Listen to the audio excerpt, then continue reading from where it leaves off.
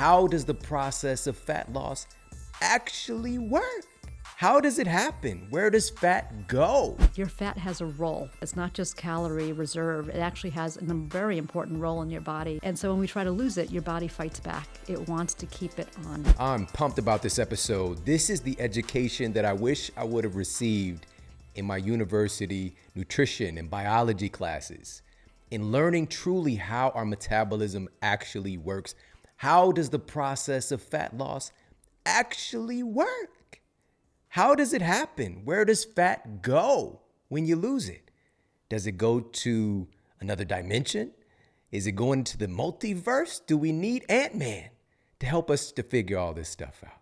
We're going to dive into that today and so much more. So we're going to take you through the process of metabolism, the process of fat loss.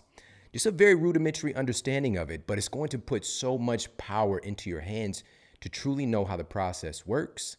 And also, we're going to dive into specific nutrients and foods that actually assist in the enzymes and the hormones involved in the fat loss process. The very first thing to understand right out of the gate is, what are we actually dealing with here when we're talking about, quote, burning fat? What are we dealing with here? So often in our society today, we're trying to target and to get rid of something that we don't even understand what it is. We don't even know what it is that we're trying to, quote, get rid of. And so the first thing that I want to share with you, and this is a very important understanding, is that body fat itself, your fat, is an organ.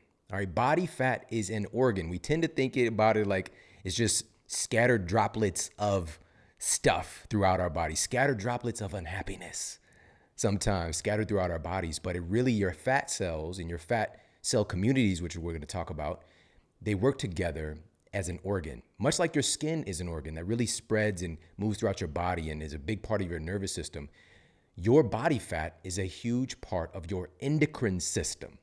All right, it works together much like an organ. And your body fat releases hormones and other substances to regulate your body's metabolism by communicating with other organs and tissues, such as your liver, your pancreas, your muscles. And this introduces a critical but overlooked point in how this process actually works, in that your body fat itself is largely responsible for regulating your metabolism. Your body fat itself is largely responsible for whether it's, quote, burning itself. All right. So your body fat can function kind of like a stuntman, I guess, lighting itself on fire. All right. But again, it's much more dynamic than that. But it's just the point that I want to bring forth is that your body fat itself is a major player in your endocrine system in regulating hormones and the communication with all your fat loss and fat storage related hormones and neurotransmitters and neuropeptides.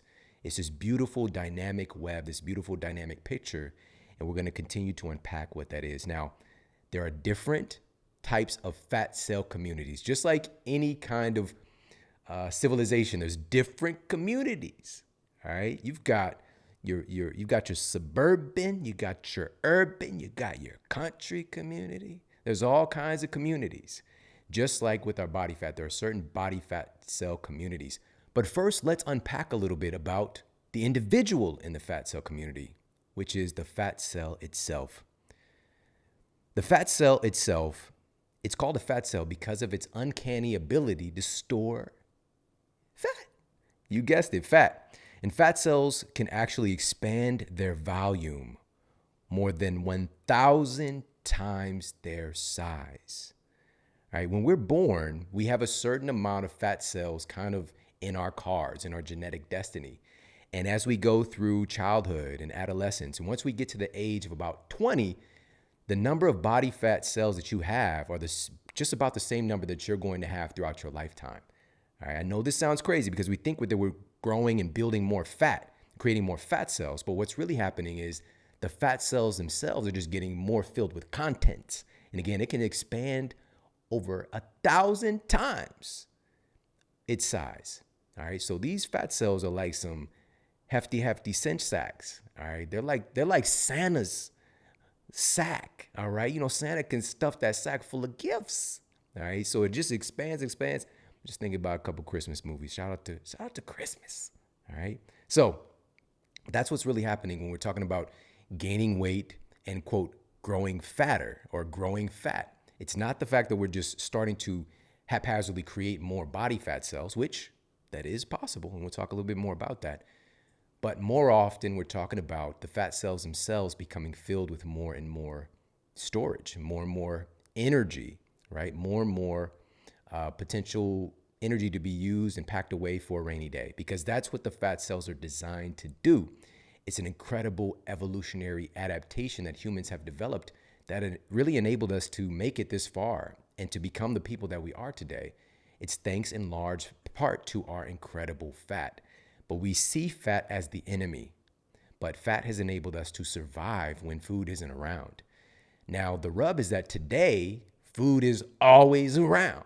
For most people here in this civilization, we've got 24 access to food. You know, even though I grew up on food stamps and we were getting food from, food pantries and charities, and we were on the WIC program and all these different places to get food, we still had a lot of food, a lot of calorically dense food. Now, please preface, if you don't know this part of the story, make sure to listen to the episode or watch the episode where we did breaking down the history of the calorie and the epigenetic controllers of calories, all right? Because calories are not the tip of the spear when it comes to metabolism and the regulation with food.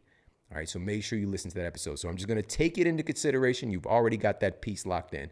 And of course, we'll also put it for you in the show notes if you happen to miss that episode. It's very important to understand it, because when I went to my private, expensive university, I was taught very first day of nutritional science class that calories were king. Calories are the tip of the spear. If you can control your calories and manage calories, you can manage your metabolism.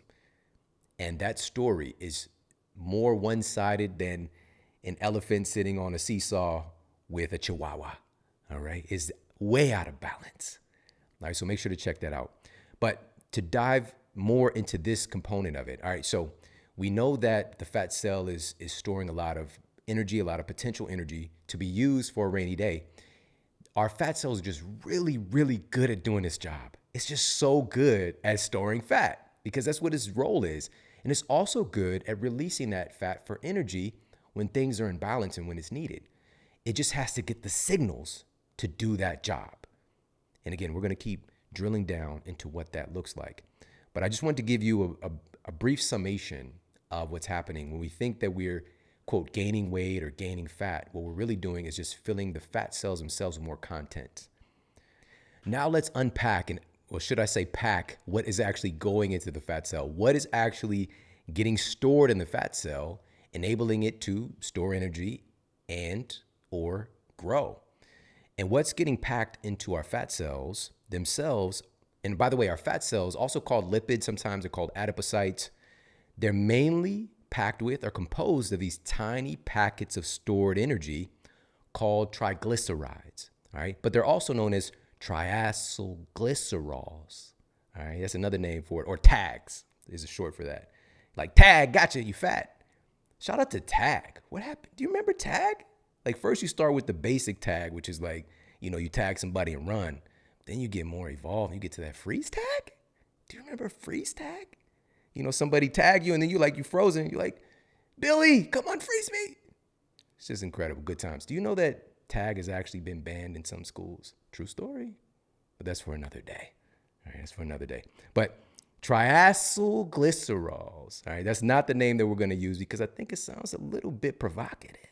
Triacylglycerols. So triglycerides, that's what's actually getting packed into the fat cells, enabling them to grow. And triglycerides each consist of 3 fatty acid molecules attached to a single glycerol molecule. All right, so these fatty acids, 3 of those with 1 glycerol. That's why it's called triglycerides or triacylglycerol. Now, what's really crucial to understand is that our fat cells literally join together in fat cell communities. So now we know what's actually getting packed into the cell. Now we know the role that the fat cell is playing because it's really based on survival. It's just doing the job it's programmed to do. But our fat cells function together in communities, just like any communities here on the planet. You've got different types of communities who do different things. And so The first community that we're going to talk about are when we're talking about, quote, burning fat, we are largely targeting and talking about what are known as storage fats, okay? Storage fats. And the first type of storage fat we're going to talk about is subcutaneous fat, all right? Subcutaneous fat. Now, subcutaneous fat is the fat cells that are stored just beneath your skin, all right? It's the fat cell community just below your skin, and it's able to store caloric energy, padding your muscle. All right, so the fat on the back of your arms, on your thighs, on your booty, right? Padding your muscles. If you've ever taken a fall, if you've ever fallen on your rump shaker, you got subcutaneous fat to thank for the little cushion, all right? So this is the type of subcutaneous fat, and it also helps to regulating your body temperature and also serving as a pathway for your nervous system and blood vessels moving throughout your body, from your skin to your muscles and all that communication. Subcutaneous fat is incredible. It has incredible job and incredible intelligence. Now, our ability to store subcutaneous fat, again, it's an evolutionary advantage that has enabled us to store energy that can be used during times of food scarcity. All right, so that's the first type of storage fats is subcutaneous fats. Any of these fats can get out of hand, all right? So number one, subcutaneous fat. The next type of storage fat is called visceral fat, all right? Visceral fat, also known as omentum fat, omentum, which is derived from, I believe it's the Latin word meaning fatty apron, all right? Fatty apron. Who knew? All right, visceral fat has been found. Now, this is the type of fat that, unlike your subcutaneous fat, which you can have subcutaneous fat on your belly as well, that's the stuff you can pinch. The visceral fat is that deep abdominal fat. It's the fat that's really pressing upon and putting pressure on your internal organs. All right. So it's like really cramming up space with your guts, with your pancreas, with your liver, that deep abdominal fat. And the most important piece here that I want to talk about with visceral fat is that it's been found to contribute most often of the different types of fat cell communities that we're talking about. Visceral fat has been found to contribute more to diabetes and insulin resistance than other types of fat by far. And this is based on data published in the Journal of the American Heart Association, affirm that carrying extra visceral fat substantially increases your risk of heart disease and having a heart attack as well. So it's no joke. All right, visceral fat, if it gets out of hand, it can be problematic. But again, it's an adaptation that we developed to store energy that we can use in times of need. So we've got subcutaneous storage fat. We've got visceral storage fat. Now, another one that a lot of folks don't know about, and when I was in school, again, I was taught that fat and muscle are dichotomous. Like you're just trying to burn fat, build muscle, burn fat, build muscle, right? That's the marketing. So you're led to believe that these two things are dichotomous, but they're really intersecting, but they're really attached, but they're really working together. And this is highlighted perfectly in this next type of storage fat, which is called intramuscular fat. All right, intramuscular fat. This is our third major type of storage fat.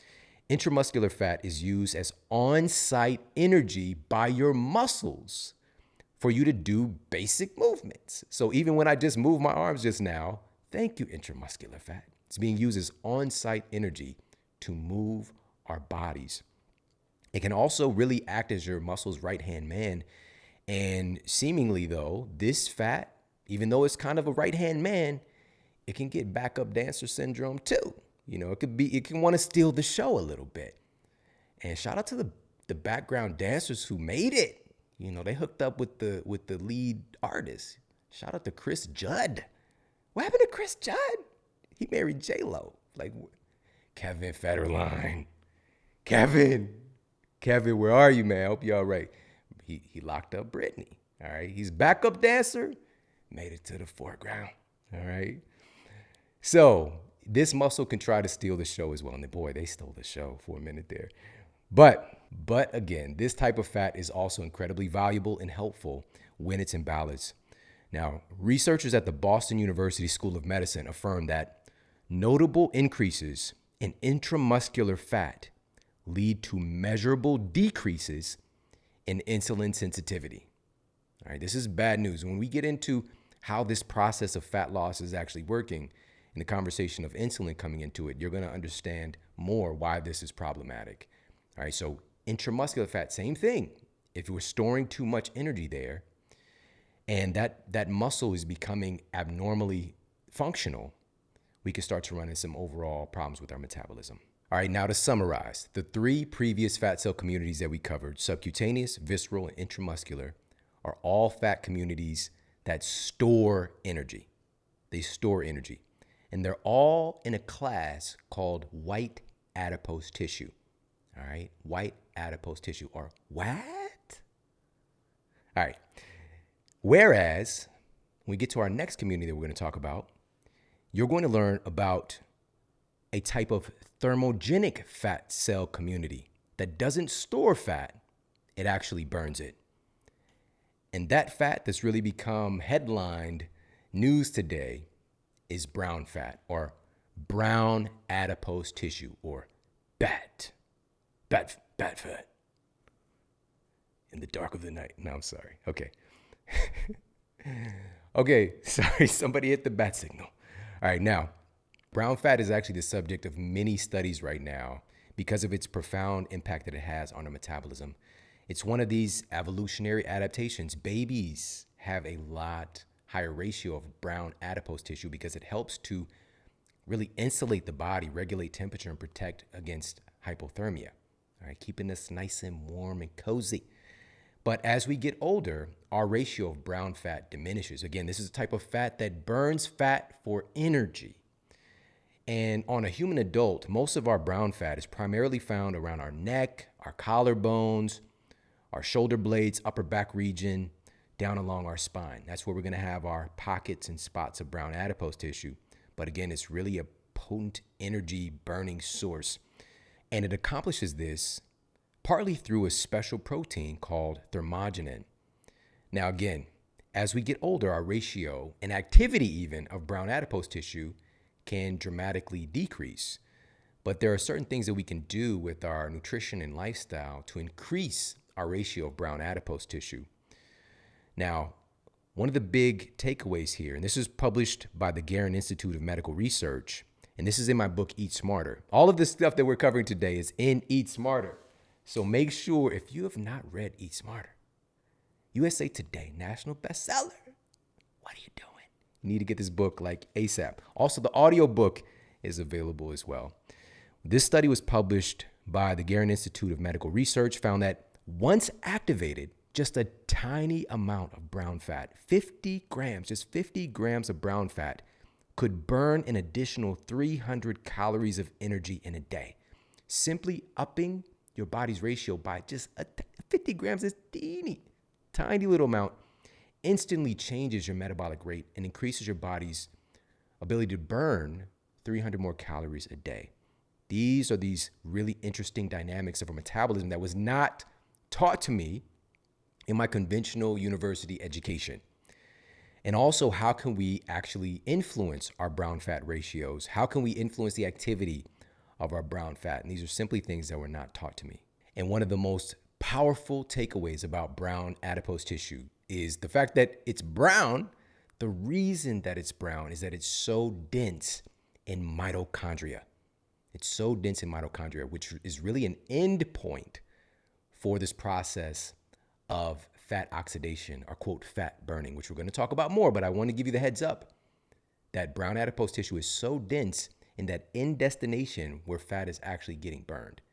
It's one of the things that makes it really remarkable. All right, so that's another fat cell community. And we're going to share one more here on this angle of potential of what this fat cell community is actually doing. This one's a little bit different. And this fat cell community is a variable fat. It's a variable fat that can actually do different things. And it's called beige fat. All right, beige fat. Now, beige fat is the answer to the question, what if my white fat could get a tan? What if it could become a little bit more brown and do some different things, do some of the jobs that brown fat does? And beige fat is fascinating in that it actually appears to have the flexibility to act like either brown fat or white fat. All right, so it's flexible. It has that ability to pivot between two things like Van Damme hitting that split. All right. It's able to do that, to bridge that, to have that flexibility and variability. According to scientists at Georgia State University, beige fat has potent potential to fight obesity in much the same way as brown fat by burning fuel rather than storing it. But beige fat is genetically distinct from brown fat. Brown fat cells are born from stem cell precursors that also produce muscle cells. Beige fat, on the other hand, forms within deposits of white fat cells from beige cell precursors. All right, now again, this is coming directly out of Eat Smarter. And there are certain things that we can do with our nutrition and our lifestyle that influence the browning of these beige fat cells and also the activity of our brown fat, which we're going to get to a little bit later in the show. But first, we've got to understand how this process of fat loss actually works. So it turns out fat is actually an organ. I think most people think of fat as a tissue, and in small bits, it's a tissue. So it's like your skin. If you just take a piece of skin, it's a piece of tissue. But your skin in its entirety functions like an organ, and fat is the same way. So fat in its entirety in your body actually it produces hormones that your body depends on. And one of those very important hormones is called leptin. Leptin has a function all over your body. It's correlated to brain size, right? So people who are anorexic, their brains actually start shrinking because they don't have enough fat. They don't have enough leptin to maintain brain mass. Yeah. Their bones become more porous. Our bones are dependent on leptin. Our reproductive system is dependent on leptin. So there are people in the world who have deficient fat, meaning their fat's not functioning well. They have plenty of fat, but they're missing some genes in their fat, and their fat is not producing leptin. And those people can't reproduce. The women don't have regular periods. The men don't even mature into fully grown men because leptin has a strong role in maturity and reproduction. So our bodies depend on fat for leptin. And so when we lose fat, we lose leptin. And once that happens, our bodies really react to that, and it increases our appetite. Our appetites go through the roof. And you might notice if you even lose 5 pounds, 10 pounds, you get really hungry. And it's our brains responding to, I'm not sensing leptin anywhere. And it wants you to eat more, and it wants it to bring it back. So fat has enormous functions in our body. It's not just a reserve of calories, although that is one of its roles. It actually functions in so many other ways. And that was the first time that leptin was discovered. And I love the story that you shared, because as I was getting towards the end, I was like, is this leptin? Is it leptin she's talking about? Right. And it was in relationship, they were utilizing these, are they called OB mice? Oh, OB and DB mice, yes. Yeah, so OB right. and DB. Yeah. And I think it was like OB, yes. And then you shortened it. And because we were trying to find out like and this is in humans as well now, we know that some folks literally they have a mutation where they cannot control their hunger. That's right. And we look at people and just point the finger and just say, you don't have discipline. And sometimes it actually, if they're not producing leptin, you are ravenously hungry. Yes. And the discovery of leptin is, and what we talk about, and even I've talked about many times, is in relationship to being a satiety hormone.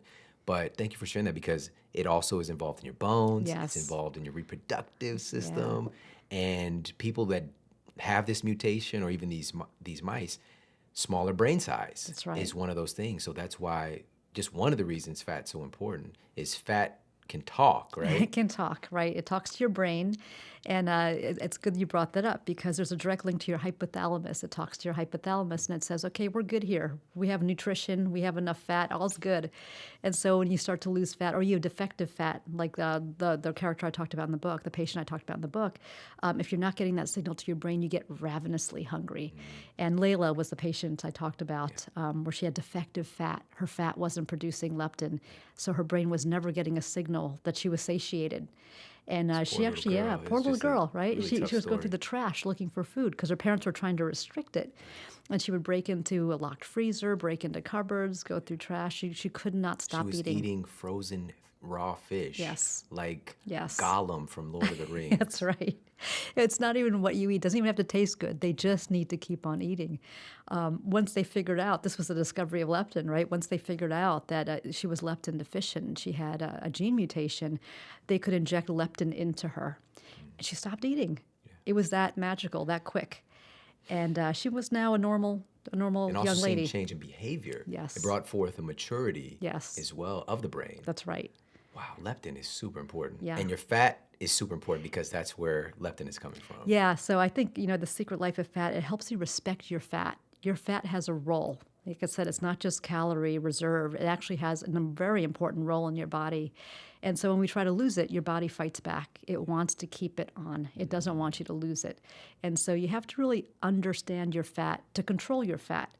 Otherwise, you won't understand the changes you're facing in behavior, your hunger, what it feels like, why your body's wanting this back.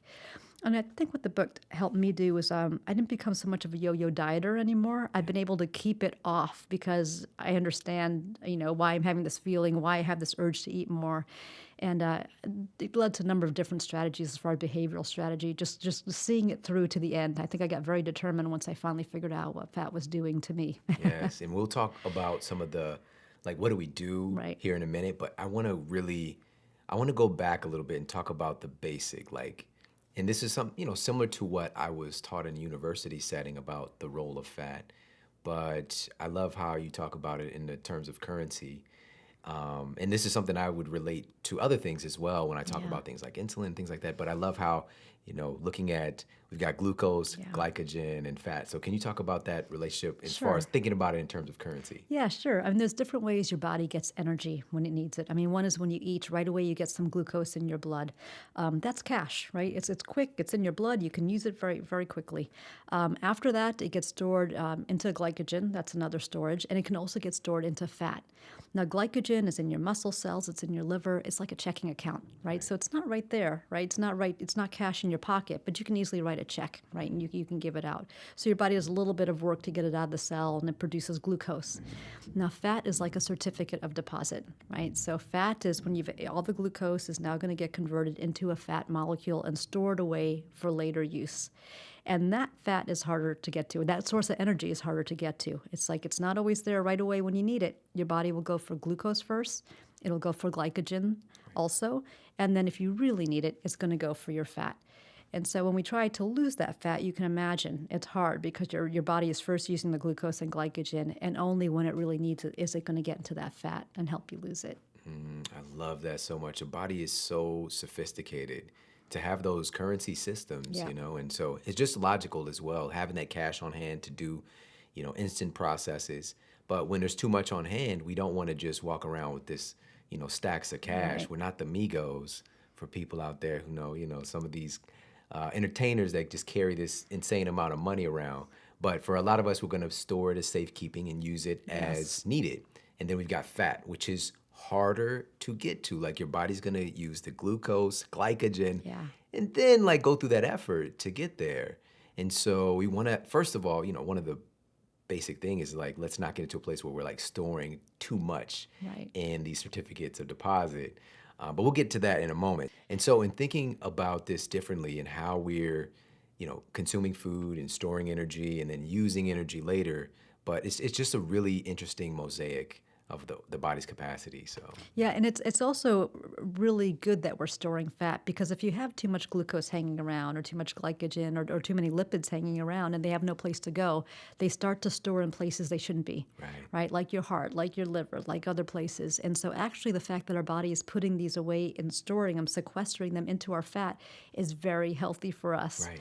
In fact, there are some people who don't store fat very well, and these extra nutrients float around quite a bit. And I wrote about one patient named Christina Vina who had this problem. She couldn't properly make fat, and her liver was about multiple times the size it should have been, because things were getting stored into her liver because she couldn't store it into her fat.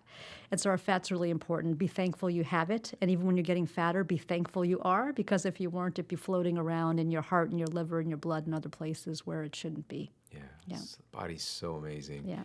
And with that, in bringing up the liver, there was a time when experts, physicians, researchers thought that the liver was like the primary, if not the place making fat. Yeah. And since then, obviously, new data and thoughts have evolved to know that fat can actually make itself. It can. I think still there's a lot made by the liver, and some of the fat in your diet is deposited right into your fat cells. And yes, so the third element is that. So we're learning about fat. And, really the obesity epidemic in a way helps because more NIH money went into fat research and understanding what to do with it. And so I think, the more it's a health problem, the more research goes into it. And it's becoming very interesting on what we're learning about fat, what it really is, and how to manage it. And I think most interestingly is that everyone's fat is not the same, right? People have different metabolic profiles, different genetic profiles, and you have to really understand your fat, right? My fat is not the same as yours. Mine is, I have a very stubborn form of fat that it takes a lot to get it off, but gender will make a difference as well. The bacterial distribution we have in our gut will make a difference, as well as viruses. So important thing is to understand your fat and your body and how you best can manage your weight. Especially in America, there's a problem with obesity. And there's a lot of reasons why, and they talk about diabesity and all the metabolic alterations that lead to that. But very few people are talking about one factor, which is that the body only knows how to adapt and survive. It doesn't have a code. It doesn't have a genetic information on how to get sick. So when you see the body accumulating fat and retaining fat and generating fat, there must be a reason for it. And one of the reasons is that 90% of the toxins that we're exposed to through the air we breathe, the water we drink and shower with, the medications we consume, the cosmetics we apply on our skins, but mostly through the food-like products or edible products that we are eating as foods, they're loaded with chemicals, 90% of which are only lipophilic, meaning they only dissolve in fat. So let's follow the journey of a lipophilic molecule that comes in through one of these sources, right? Goes into your circulation, whether it's through the skin or through the gut, and then starts circulating and eventually passes through the liver. Now, if things are working well, the liver will detect it, will spit its enzymes that will cut the molecule and alter its composition, its chemical properties, and transform it, biotransform it from lipophilic, from fat soluble, into water soluble. The reason it does that is because the body can only eliminate things through water. We don't sweat fat, we don't pee fat, we only pee and sweat water, and also water is in the feces. So we need to biotransform these molecules from lipophilic into hydrophilic, into water soluble, in order to be able to eliminate them. Now, because the liver is overwhelmed, lacking nutrients to manufacture those enzymes that cleave those molecules, then these molecules will remain. Some of them remain right there in the liver, and the liver starts doing what? Buffering their irritation by accumulating fat, and therefore leading to fatty liver, which is now becoming a huge epidemic problem. The other ones will continue circulating and then will start lodging themselves in fatty tissue, brain, thyroid, breast, prostate, and when you look at where the surge in cancers are, it's in those organs. So the rest of the fatty dissolvable molecules that have not lodged into a tissue, then the body will retain and generate fat in order to buffer their irritation, leading to obesity. So obesity, really, part of the cause behind it, the root cause, is this overload of lipophilic toxins that we are not able to process because of all the reasons we just spoke about. That's remarkable. So essentially, this is an adaptation. It is an adaptation and survival mechanism, which is really the only thing the body knows how to do. Right. What we see and perceive as diseases are just adaptation mechanisms. Yeah. Because, and I heard you say this before, there really isn't a disease program in our DNA. It's really about adaptation. And so our epidemics of obesity, of liver disease, it's now in the top 10 causes of death in the United States. And it's just like not being talked about. And the liver is so remarkable. It's responsible for countless processes, and it's responsible for also drug metabolism, for supplement metabolism, for anything that we're bringing into our bodies, and also the things that we're exposed to. And obviously it's overburdened today with our environments. And you said something, I want to point this out. You said food-like products. Why did you say food-like products? Because we're not eating food anymore. You go to a supermarket and take a bird's eye view. What comprises 90% of the stuff that people eat? Everything that's in the supermarket, in the middle of the supermarket, in shelves. And in order for things to be in shelves, they have to have preservatives, conservatives, and then on top of it they have coloring agents and smelling agents and texturizing agents, and so that they call your attention and they hook you into consuming them more and more. All these chemicals that cause their damage. But what you see is that these products, they have a food or two as one of the ingredients. They're not really foods. The foods are in the perimeter, the vegetables, the fruits, the fish, and the meats. But that's less than 10% of what's available in the supermarket. The subcutaneous fat is that fat right under your skin. So like in your arms, in your legs, that's under your skin fat stored underneath. There's also visceral fat, which is that fat that can be stored under your stomach wall, right? So two types of stomach fat. One type of stomach fat is that under the skin, subcutaneous stomach fat, and then there's visceral fat, and some people get this underneath the stomach wall. Now, visceral fat can be very unhealthy because it gets close to your pancreas. It can cause inflammation. And so that's the kind of fat you definitely want to lose. People can be fat but fit if they mostly have subcutaneous fat. Yeah. Once it starts sitting in your gut, that's when it's correlated with diabetes. It's correlated with heart disease. And I do talk about cancer, that's right. And I do talk about sumo wrestlers in the book also because they're a fascinating case of fat but fit. So sumo wrestlers exercise for 6 to 8 hours a day. They're actually very, very fit.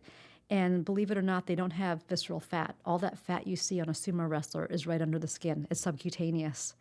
And interestingly, when they get off the sumo regime, when they retire, they get metabolically unhealthy very quickly. Although throughout their sumo career, they were healthy. They didn't have metabolic disease. And it turns out that exercise is associated with a hormone called adiponectin that actually controls how much visceral fat you get versus subcutaneous fat.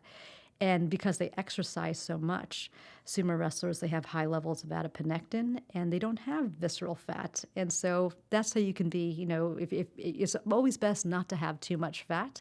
But if you are going to have, extra fat, better to store it in your subcutaneous area rather than the visceral area. Awesome. So insightful. And so you mentioned, so we got the visceral fat. And the first time I heard about visceral fat it was called omentum fat, which is, I think it might be Greek, meaning something like fatty apron or something like that.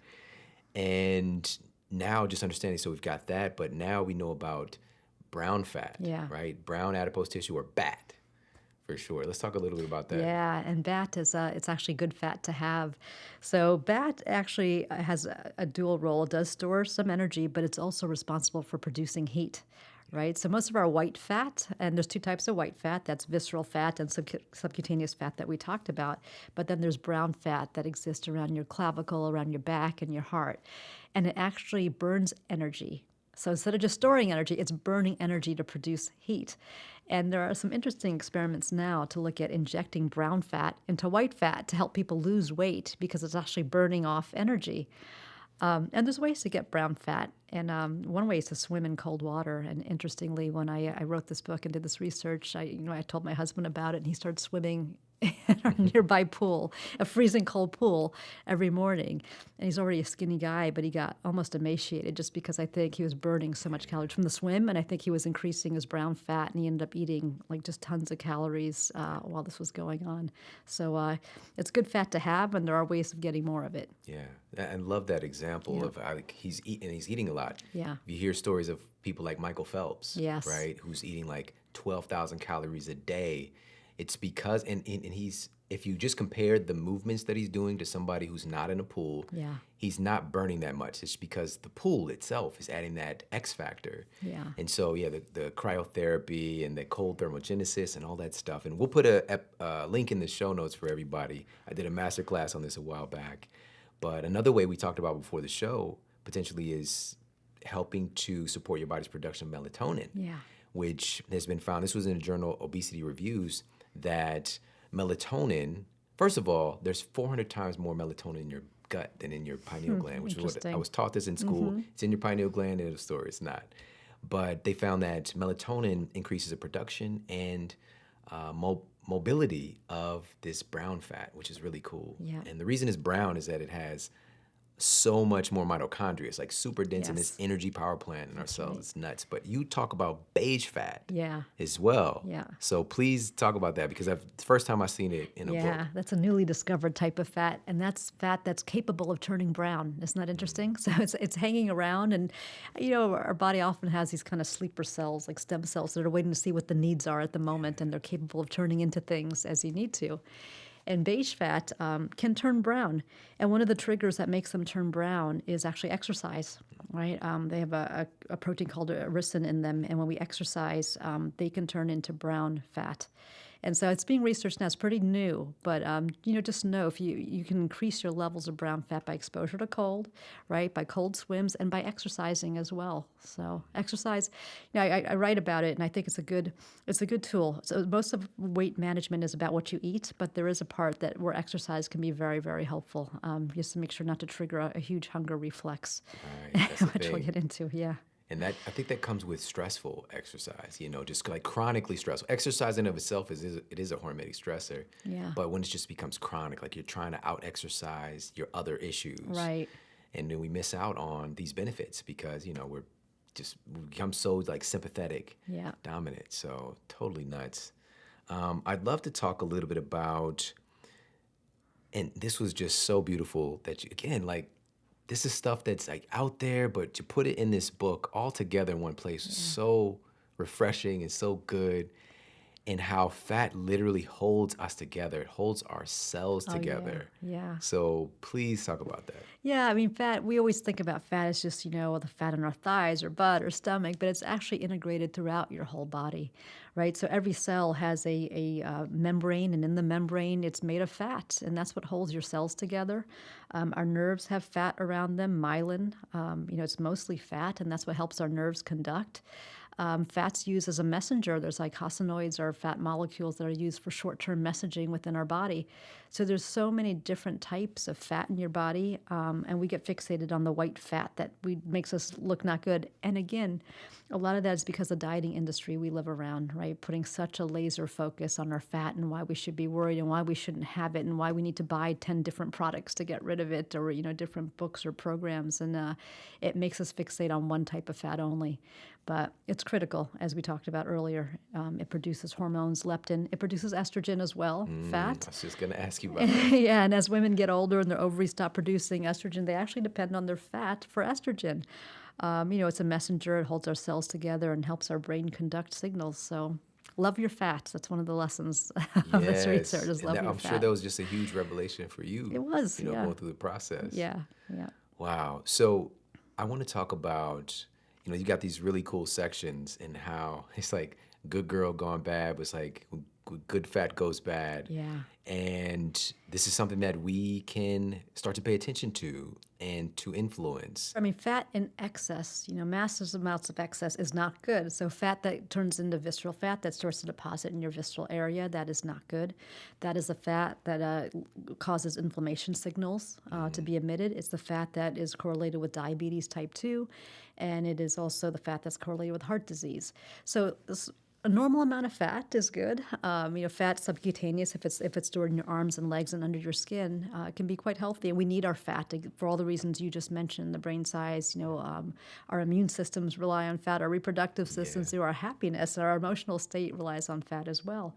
But then when you get too much, it starts to deposit in places where it shouldn't. Then that becomes a problem, and that is good fat gone bad. So we want the good level. We don't want it being excessive, and we don't want it underneath our stomach wall.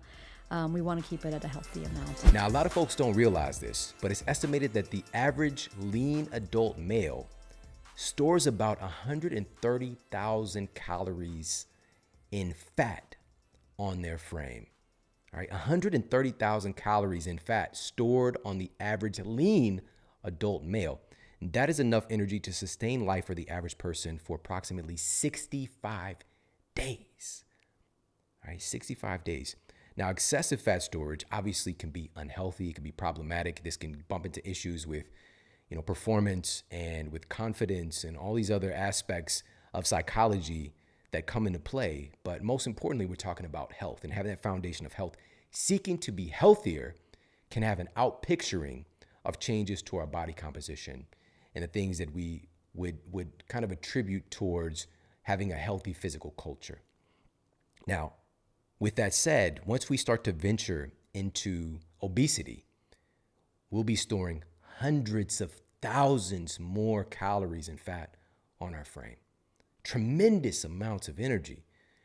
And again, an average adult male, that's 65 days of energy.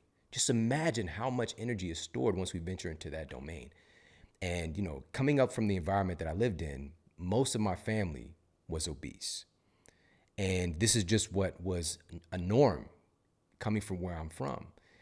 And part of the reason that I do this work that I do is that I love my family and there's so many good people. We just didn't know. We didn't have this education. We didn't know how any of this stuff worked. The distance of our knowledge would range from our eyes to the television screen telling us to do a slim fast shake if we want to lose weight. All right. Shake for breakfast, one for lunch, and a sensible dinner. What is sensible? What does that even mean? Sensible for who? There's a lot less sensibility today. All right. But that's the scope of our education. We don't understand how these processes work. And I want to empower people to understand how our bodies work and how powerful food is at driving and controlling these processes. And the process of withdrawing the energy from your fat to use it as fuel is often referred to as lipolysis. All right, lipolysis. And the process of storing fat in your body is often referred to as lipogenesis. All right, lipogenesis. Now remember, with excess energy coming in, you are generally not making new fat cells. You are filling up the fat cells with more and more moolah to use if the situation ever called for it. But the big takeaway from this is that your body works on a hierarchy. All right, it's kind of like accounting. So another class from college that I took that bared out in different ways, but it's going to bear out for me beneficial, not from what I thought it would, but in the realm of nutrition. There was LIFO, FIFO. That's last in, first out, and first in, first out. And with your body fat, it's working on a hierarchy of needs with the utilization of energy. The last in is the first thing to get used, right? What's already stored is stored body fat. And that's what we're typically targeting. We want to just use some of this energy that's hanging around on my body. But even though we've got all of this caloric energy, this stored energy in the form of fat, your body is going to, in comes another meal, in comes another source of nutrition, in comes another source of glucose. It's coming into the body. It's going to be the first thing to get used because it's easier. All right, your body is working on that hierarchy. Once that's not coming in, then it can shift over and start using some of that stored glycogen. And then it can finally start to burn through some of the stored body fat. So it sounds like an arduous process. Now, keep in mind, there are ways to supersede and get to that stored fat faster. All right, that's all in Eat Smarter as well. But, these are different things through our nutrition and our lifestyle that enable your body to go and snag up some of that stored fat a little bit quicker.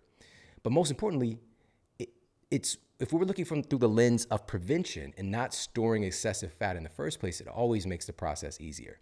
All right, so I want to empower you so you understand how all of these steps work. All right, so if we want to get to that stored fat, that stored energy, we've got to have processes in place that encourage the process to happen.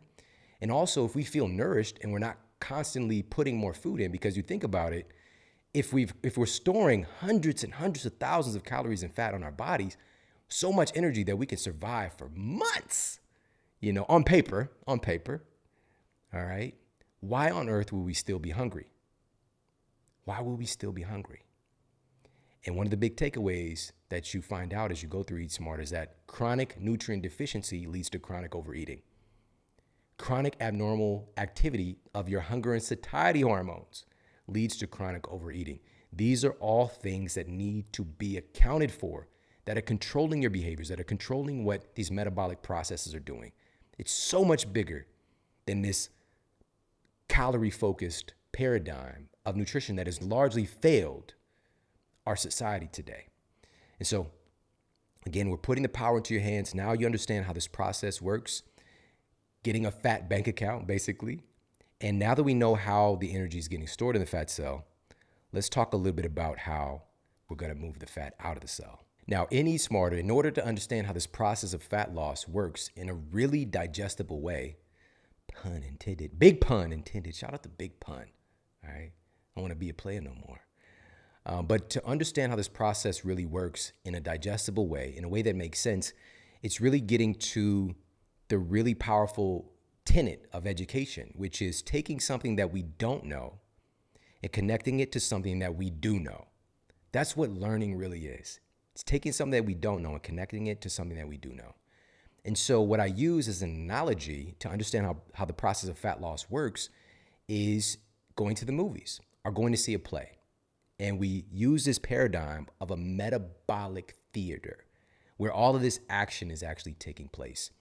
Now, in this metabolic theater, in this domain of the fat cell itself, where, you're watching your favorite movie or you're watching your favorite comedian or favorite stage play, it's all happening in the fat cell itself, all right? It's where some magic's happening, all right?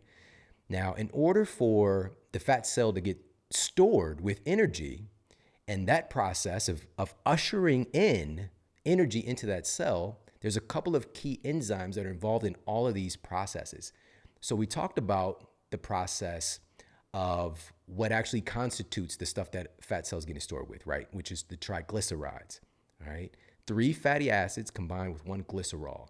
And so those are getting shuttled into the cell by the boss in charge of all the ushers, telling everybody the theater's open, come on in, have a good time, and that's insulin. All right, insulin is opening the doors to the metabolic theater and allowing that fat to get stored. With the assistance of certain enzymes, there's enzymes like lipoprotein lipase that are involved in like moving fatty acids around to different domains. But in particular, now when talking about fat loss or ushering the fat out of the fat cell, we're talking about the enzyme called hormone sensitive lipase, or HSL, hormone sensitive lipase. Now, hormone sensitive lipase is like the little usher that's there to help move fat out of your cellular theater after the show is over. And again, without hormone sensitive lipase, and there's others as well, there's monoglyceride lipase, there's adipose triglyceride lipase, but hormone sensitive lipase is kind of like the leader of their little, like within any little clique at a job, there's like somebody who's kind of like the leader, all right, even though they don't got the title necessarily. All right, so hormone sensitive lipase, and it's responsible for the mobilization of free fatty acids from adipose tissue. Is triggered, this process of lipolysis, by hormone sensitive lipase. And it's easily acted upon by hormones it's called hormone sensitive for a reason. Hormones that we can influence can help hormone sensitive lipase to do its job more efficiently and effectively. And moving onward, if we have excess fat that we want to lose, we want hormone sensitive lipase and his buddies to be clocked in on the job and ready to put forth their best efforts. And now, even though hormone sensitive lipase is the head usher in charge of getting fat out of its seat, there are some other bosses who actually write their checks. And these are the managers of their departments. And their bosses are the twin brothers, insulin and glucagon, not identical. All right. And they're both from their loving mother, Miss Pancreas. All right. Now, even though they're brothers, they have 2 very different personalities. Insulin is more calculating, careful, always wanting to save up and stockpile because you never know when you're going to need it. It's all about safety and security. And he wants to keep the attendees in the seats, keep the fat cell theater full and out of the aisles, by the way, which is the bloodstream, all right, out of the aisles in the fat cell. And glucagon, on the other hand, is really more of a free spirit in many ways. It believes in minimalism. We just use what we use. We just have what we need, and that's what we need, all right?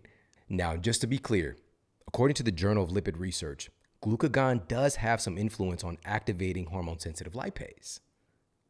But hormone-sensitive lipase is primarily activated when insulin just sits its butt down. That's the primary trigger for hormone-sensitive lipase to do its job of getting folks out of the theater, is when insulin goes and takes a nap somewhere, just goes and relaxes. All right, that's when hormone-sensitive lipase is actually able to kick into gear. Glucagon is more specifically there and primarily producing and promoting hepatic fatty acid oxidation. So oxidation of fat in the liver. So that's its primary job that it's doing, what's noted in the data. So glucagon, so many of these things we're just beginning to understand. But many of these things we've had data on, but it's just becoming more and more expansive. Again, insulin, glucagon, and hormone-sensitive lipase all take proactive jobs at managing the doors of the cellular theaters and allowing fat in or out of the cells. And one of the biggest takeaways from today, and something that really allows the mobilization and activity of hormone-sensitive lipase to do its job, is glucagon's close friend he can pass off the keys to, named adrenaline. Adrenaline, also known as epinephrine. His teachers at school call him epinephrine. All right, that's his proper name, but his friends call him adrenaline. I just thought about Fast and Furious, the Vin Diesel, adrenaline, 1/4 mile at a time. Adrenaline loves to get fat out of the cellular theater, loves to get everyone cleared out so they can go and kick it at the after party when the show is over. Hormone-sensitive lipase and other ushers are really motivated to get fat out of the cell once adrenaline is around. But again, the primary activator of hormone-sensitive lipase and ushering the triglycerides out of the cell, lipolysis, breaking these fatty acids down to be used for energy, is simply by allowing insulin to stop roaming around. And insulin is going to be on guard, on job, whenever food stuff is coming in, particularly sugar, particularly high carbohydrate-based foods. Just gets insulin being like that, that helicopter parent, that passenger seat driver, that overbearing manager, all right, just hovering over, constantly working too much. So as we move away and to employ some of these practices that we'll talk about, and also, again, much more in depth and Eat Smarter. Even this cellular theater is much more in depth we talk about in the book, but I'm just giving you the rudimentary understanding of how this process is working. Okay, now that hormone-sensitive lipase is able to do its job, adrenaline is able to trigger and support doing this job, which again, adrenaline, AKA norepinephrine, we think of it as just in this terms of being this, quote, stress hormone. But stress is not, this term stress is universally considered to be bad, but it's not. Stress is a part of what makes us human and allows us to grow and to thrive and to survive. We're experiencing stress just by being here on this planet. Gravity is constantly putting pressure on our bodies. This is why if you've ever seen that movie or read the books around the story of John Carter, I believe Disney did that movie.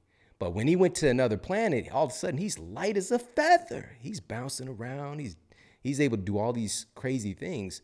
His body's been exercising, getting stressed by gravity, just the nature of being here on this planet. And the stress of movement and all these processes taking place. The stressing of exercising, which is incredibly beneficial for our metabolism. All of these things are hormetic stressors. So just to say stress is bad is a really terrible oversimplification. And just to be clear though, stress can really mess you up. Excessive stress. But we need stress in order for our body to do all the cool stuff that it can do. It just needs to be in balance. All right, now, this is very important. When we're talking about burning fat, when we're talking about, quote, burning fat, we just talked about lipolysis. That's the freeing of the fatty acids from the fat cell. Okay? That's lipolysis. That is not, quote, burning the fat. Lipolysis is a process of freeing the fat from the cellular theater, but it's actually burned for energy by your mitochondria at the cellular snack bar. That's where it really goes down. Your mitochondria are really the energy powerhouses of your cells, And the universal currency that your body is using, called adenosine triphosphate, or ATP, is what your mitochondria is making when it's taking that fat and, quote, burning it. That end destination of the fat being freed from the cell, the free fatty acids being freed, and actually leaving our system, quote, burning fat, happens in the mitochondria. It's a process called beta oxidation, all right? Because lipolysis, just breaking down fat to use as fuel, that's not enough. That's not burning fat. The majority, listen to this, this is incredibly important. The majority of fat freed through lipolysis is reabsorbed. Lipolysis isn't it. Of course, it's important. It's a step in the process. A study published in Endocrinology and Metabolism covered that 70% of released fatty acids are reabsorbed. They're reabsorbed. Who knew? This process of re-esterification is when the free fatty acids recombine with the glycerol, and it's going to get stored in a fat cell. It's going to get stored and used for later energy. It says, quote, 70% of released fatty acids are re-esterified at rest, and this value decreases to 25%. So we go from 70% of fatty acids getting reabsorbed to only 25% of freed fatty acids getting reabsorbed within the first 30 minutes of exercise. When you exercise, it's unlocking some magical power, seemingly, in actually moving the fat out of the system, all right? In exercise, more than 1/2 of the increase in fat oxidation could be attributed to the reduction in the percentage of reabsorption. Okay, so it's not just you're burning fat through exercise. You're not reabsorbing the fat that's already been released. So I hope that makes sense. Now, these mitochondria are powerful. These are mighty, mighty entities in our cells. You can have hundreds, even thousands of mitochondria in a single cell. As a matter of fact, just a little fun fact for you, approximately 10% of your body weight is mitochondria. All right, that's a tweetable right there. That's a tweetable. Your mighty, mighty mitochondria.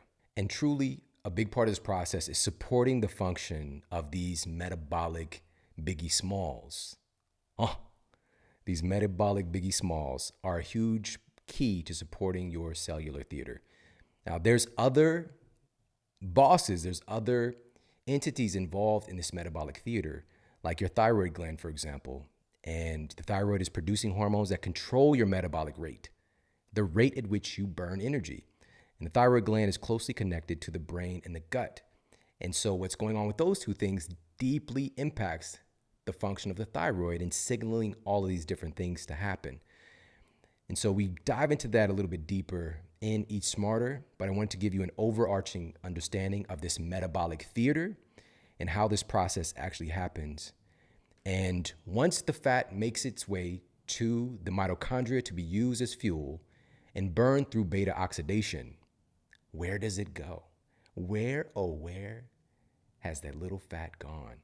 I think the closest approximation that people can think about, just rationally what we kind of see in the world, and thinking about fat being evicted from our bodies is through the appearance of sweat. All right, that's what we think, that our fat cells are having a good breakup cry. And they're just leaving our bodies, and you know, it's a sad experience. They're sad to go, but you're happy to see it. So are we losing our fat through sweat? Or is there something else happening? As mentioned, when we attempt to, quote, lose fat, what we're really attempting to do is to metabolize these triglycerides.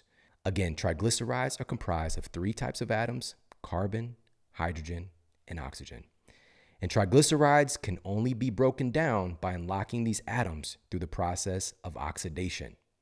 Now, here's how fat is able to vanish into thin air. A peer-reviewed study published in the BMJ, where scientists decided to follow the path of these 3 atoms as they are leaving the body. They discovered that when 10 kilograms of fat is oxidized, 8.4 kilograms of that fat is excreted as carbon dioxide via the lungs, while just 1.6 kilograms was released as water. So in other words, approximately 84% of the fat you lose is eliminated through your breath when you breathe out. And only about 16% of the fat you lose is through sweat, urine, and other fluids, even tears from your eyes. It's a little bit of fat leaving. These calculations revealed that the lungs are the primary excretory organ for fat. Plus, if that weren't enough, the researchers estimate that about 1/3 of the weight loss happens as you breathe during a full night of sleep. Okay, so most of the fat, how it's vanishing into thin air, literally is because we're breathing it out. This doesn't mean that breathing faster, doing the breath of fire, the chaotic breathing is going to help you to burn more fat. That's not what it's about. That's just an endpoint. It's the door leaving the body. That's all that is. All of this stuff has to happen beforehand, which largely relates to our nutrition and our lifestyle.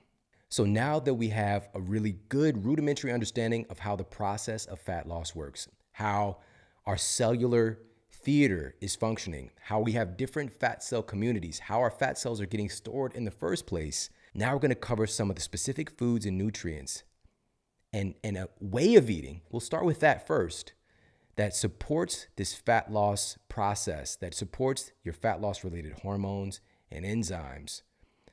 But one of the most overarching nutrition principles is seen in the data, which is to simply keep insulin in balance. Again, that's when everything is kicking into gear. The enzymes that do all these cool processes of fat metabolism, kicking it off, happens when insulin can sit down, relax, and take a break. So knowing that insulin is largely triggered by carbohydrate intake and sugar, not that carbohydrates are bad. We're not saying that, but we have a very carbohydrate dominant society, and largely refined processed carbohydrates. And even once we get into the whole grains, we can take that too far as well, because that's what I was taught again in my conventional, private, expensive university nutrition science class. I was paid to be miseducated. I was taught 7 to 11 servings of whole grains. And my teacher was bordering on obesity himself. He was not secretly mainlining Cheeto dust and Pop-Tarts, all right? He was doing the thing that he was teaching, but because of the role that insulin plays, for example, with that carbohydrate coming in, it might be too much. And you kick into that process, again, glucose cash on hand, writing checks over, depositing in the glycogen in the liver and the muscles, and getting stored as certificates of deposit in fat cells. It can happen easily with the typical meal here in the US. And so what if we just shift this ratio a little bit? Just shift the ratio, since we know that the big driver of insulin, which dietary fats and proteins can also stimulate the activity of insulin, but not even remotely as close as carbohydrate and sugar can. So what do? How does this work? Does it work? A study cited in the American Journal of Clinical Nutrition revealed that simply lowering the study participants' ratio of carbs and increasing their ratio of protein without changing calorie intake, please hear that, without changing calorie intake, led to higher levels of satiety, a higher resting metabolic rate, and higher levels of fat oxidation. The fat actually getting burned without changing calorie intake, simply shifting that ratio. I didn't say no carbs. I didn't say even low carbs.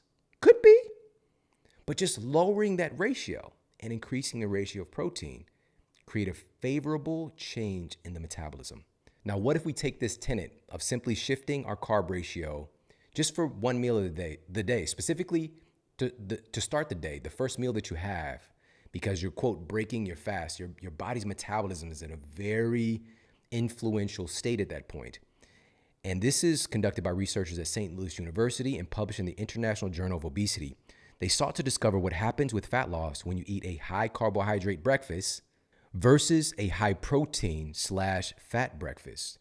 when the calorie count of the meals are exactly the same. They stay the same, but just talking about the main macronutrient coming in. Now, for the high carbohydrate breakfast, it's a breakfast that I've had many a day. Many people have for their breakfast. Bagel. Of course, you might be like, well, it's not a high quality carbohydrate. Even if it's a whole grain bagel, we can get into nuance about this, but this is what's used in the study. And then for the high protein / high fat breakfast, it was eggs.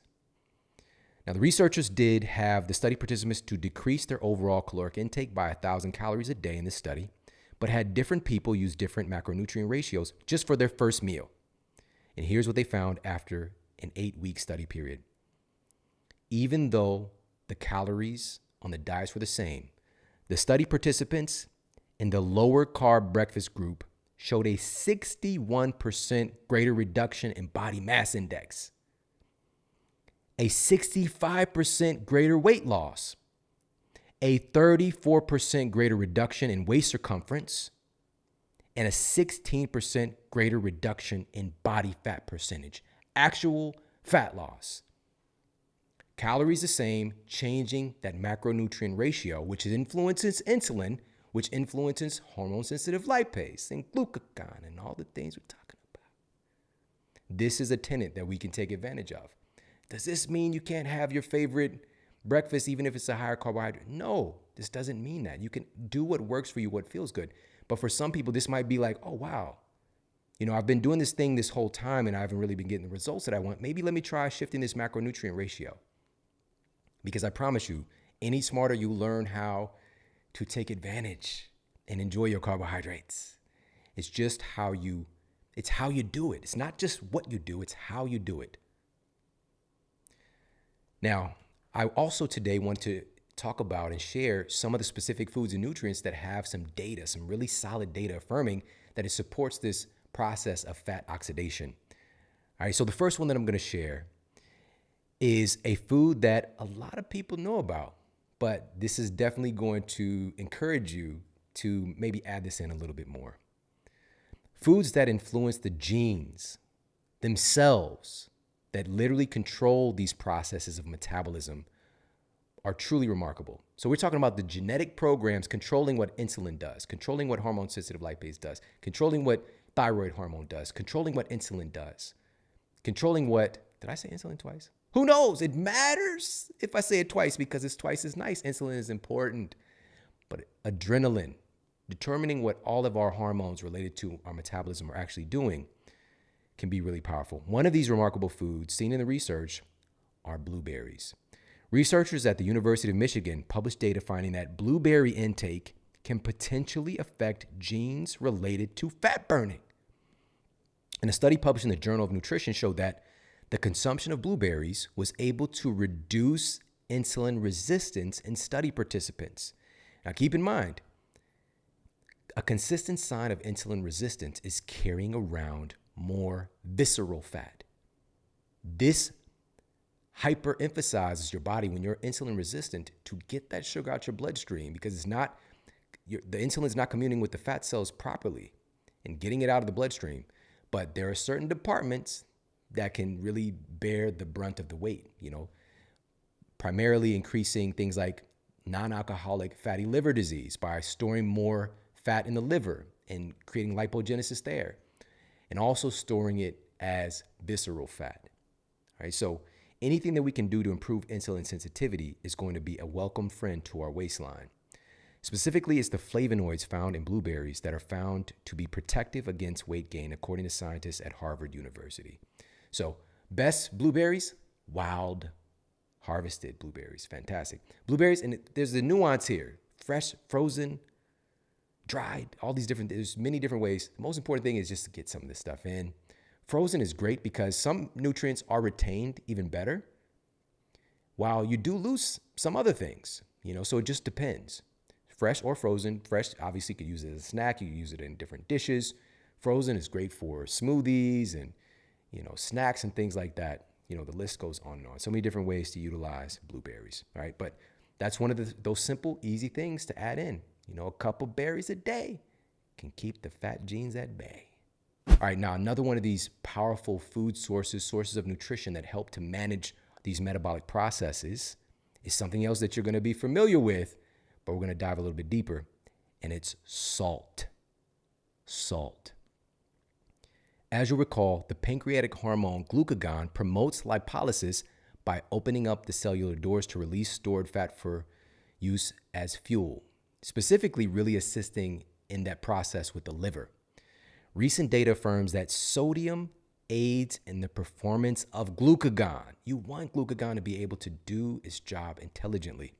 And salt also influences the action of leptin, adrenaline, and thyroid hormone. You need salt for all of these things to do their jobs. It's incredibly important, but it's been demonized. And we'll talk a little bit about why, but a meta-analysis published in the Cochrane database of systematic reviews uncovered that study participants placed on a low sodium diet did have slightly lower blood pressure in the short term. That's what we think about when we think about sodium, we think about salt. But they found that over time, the restricted sodium actually led to elevated triglycerides, the thing we're trying to eliminate if we're talking about weight loss, elevated stress hormones, and accordingly, elevated blood pressure. Short term, reduced blood pressure. Long term, created some problems. So we need to be much more aware and conscientious in our management of salt. And I'm not advocating for a high salt diet. I'm just saying that we need enough of the right kinds of salt, high quality salts, because according to the Journal of the American College of Nutrition, they estimate that at least 77% of the salt intake in the American diet comes from processed foods and not what you're adding from your salt shaker. This is primarily from low quality, heavily refined salt that typically contains additives like anti-caking agents, etc. And it's devoid of all other naturally occurring micronutrients and doesn't have the long history of use that real salts have. All right. So there's a lot of folks know about Celtic salt and Himalayan salt and Black Hawaiian salt and real salt. There's so many cool salts to utilize. You need salt. We need higher quality salt. We need to move away from the processed foods that contain this low quality salt. Another important nutrient adjunct for improving this metabolic process when we're talking about, quote, burning fat, this one's going to be easy, but are you doing it? Water. A peer-reviewed study published in the journal Obesity found that drinking adequate amounts of water can itself trigger lipolysis, aka the release of stored body fat. Water. You sweet, wet, never mind. And if that didn't perk up your ears enough, another study published in the Journal of Clinical Endocrinology and Metabolism found that drinking water can also increase your metabolic rate through a process called water-induced thermogenesis. The reason that water is doing this process is not because of just your body's heating the water up or whatever. It doesn't matter if it's cold water or hot water. That's not really what's making the big difference. It's the fact that water makes everything in your metabolism work better, because here's just a couple of things that water is responsible for related to your metabolism. Water is responsible for the maintenance of your DNA. Water is responsible for facilitating reactions in your mitochondria where fat is actually burned. Water is responsible for the integrity of all of these different glands and tissues and cells that enable this incredible process of metabolism to take place. It's all happening in a water medium. That's how important water is. So are you getting enough? Is that a priority of yours? Because we're looking for this magical thing to help us to lose weight and to burn fat. Water is the basis. Water is the basis. All right, another thing seen in the data that actually helps to nudge, remember we talked about the different brown cell communities, beige cell communities, white fat cell communities, to nudge those beige fat cells into the realm of brown fat, given a little bit of a nudge, is actually this C word that comes with some nuance here, but it's coffee. Coffee's been found to help to nudge beige fat cells into the brown fat cell domain and activity. And one of the studies that we highlight in Eat Smarter, researchers actually used fMRIs and looked at what happened in the body when folks drank coffee, and they saw the brown fat areas of the body lit up like a Christmas tree. But as with any of these things, there's nuance here. And the quality, where is it coming from? The amounts that we're using, all this stuff we cover in depth in Eat Smarter. But I wanted you to know that because it's not just about targeting the white adipose tissue, it's targeting the other fat cell communities that make all this magic happen as well, like the type of fat that actually burns fat for energy. All right, another nutrient source that is pretty common, a lot of folks know about this, is highlighted in a new study that was published in the Journal of Translational Medicine. And it found that oleocanthal-rich, antioxidant-rich, extra virgin olive oil can potentially downgrade the expression of the FTO gene associated with excess body fat and obesity. We're talking about that epigenetic influence. We're talking about nutrigenomics here. How nutrition is affecting what your genes are actually doing. Nutrigenetics, all of these things come into play here. The scientists found that in a 4-week diet intervention that included high amounts of olive oil appears to have epigenetic influences that result in improved body composition. And it's not just the remarkable antioxidants and other phytonutrients in olive oil contributing to these benefits, but the monounsaturated fatty acids themselves sparking some metabolic benefits. A meta-analysis of 24 studies found that a diet rich in monounsaturated healthy fats from whole food sources was able to reduce blood glucose levels and improve insulin sensitivity better than a standard low-fat carbohydrate diet for test subjects. Another study published in the International Journal of Obesity and Related Metabolic Disorders pitted a diet with a higher ratio of fats, specifically monounsaturated fats, head-to-head against a low-fat, high-carbohydrate diet for overweight test subjects for 18 months. The test subjects with the higher ratio of monounsaturated fats in their diet lost more weight, lost more body fat, and lost more inches off their waist than the low dietary fat group. In fact, in this study, the low dietary fat group actually gained in all those areas. Fat is a big player in our metabolism, healthy whole food-based fats. Some of the most popular sources of monounsaturated fats that have a dense source of monounsaturated fats are nuts and seeds, like almonds, Brazil nuts, cashews, and pumpkin seeds, and also grass-fed butter, beef, duck, avocados, avocado oil, olives, and of course, olive oil. So there's nuance here with the olive oil too. Of course, you don't want to get your proposed healthy source of olive oil that's coming along with pesticides and herbicides that's been used in the growing process.